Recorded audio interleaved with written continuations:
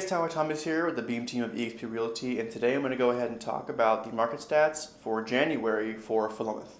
Some people might just be relying on bigger cities and different markets for their information, but I really feel like it's important to look at your local market and rely on those numbers. Depending on the city and even the county, even if it's close, you might see a difference around $25,000, maybe $50,000 in the homes.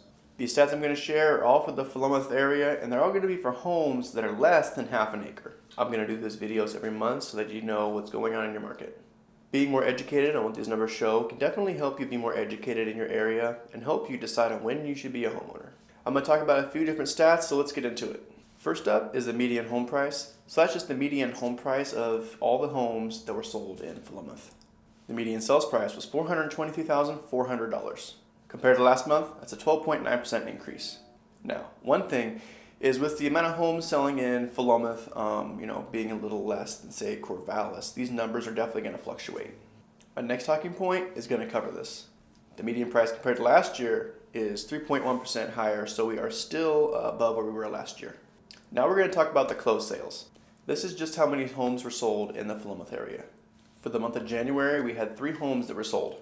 Now here's an example on how this can dictate the median price. If you have a $1 million home and then you have 2 $400,000 homes, if you have those sold, that average would then be $600,000. And if you had 3 $500,000 homes, then that median would be $500,000. So it all really goes to show, if you have one extremely high home and some cheaper ones, that's going to be way different than say some like maybe starter homes, like 400,000 homes, be 400. So with less homes in the market, those numbers are just going to fluctuate. For comparison, in Corvallis, if you have, say, 30 homes sold, it's going to be a little more accurate picture because you have more info to go off of. Now, 2 months ago, we did have just 2 homes sell, so we are above where that was. And compared to last year, we're actually down 57% on the amount of homes sold, so we're definitely less than last year. Next up is the median days on market. This is just how many days on the market that home was before it was sold.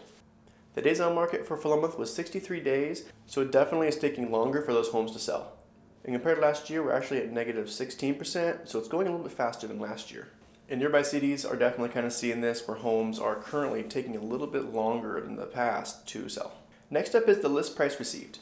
This is just showing what percentage of the list price that the seller got. So are you getting over list price, at list price, or less than list price? This month we dropped under 100%, so we're at 99.6%, so we're going under what that list price was. For January, we dropped under the 100% range, so we're under now asking prices. We're at 99.6%.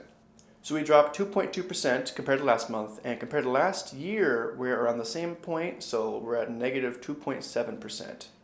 For the past few years, people have definitely been getting over the asking price, so that's kind of become the norm. But recently, the buyers are kind of having more power, so they're wanting to negotiate more. Currently, the sellers are having a little bit more price reductions, maybe paying some closing costs or some rate buydowns. Buyers are also currently a little more able to get some repairs done that they weren't in the past. Last thing I'm going to cover is the months of inventory. So what this is if there's no more homes put on the market and homes are selling at the same pace they are right now, how many months it will take for all those homes to be sold. Historically, this is a very important number because it kind of shows where we are in the market, whether we're a buyer's market or a seller's market. The 6 months mark is kind of typically where you have a neutral market, so you're not typically, with a buyer market or a seller market. You're more kind of in the middle. But when talking with some of the industry leaders around the nation, they're kind of thinking that we might be kind of moving more towards that 4 to 6% market with how the market has been the last few years. And this kind of new way of thinking is just because, the last couple of years has been anything but normal. Currently, we are only at 1 month in inventory, so there's not a lot of houses out there. I hope you found this video helpful and that it kind of helped you learn some things about your particular market. Again, you can expect me to make these videos once a month. Being my hometown, I definitely want to help everyone make the best informed decision you could possibly make when trying to be a home buyer. If you'd like to discuss this more or even kind of see how I can help you in the future, go ahead, reach out. I'd be glad to help.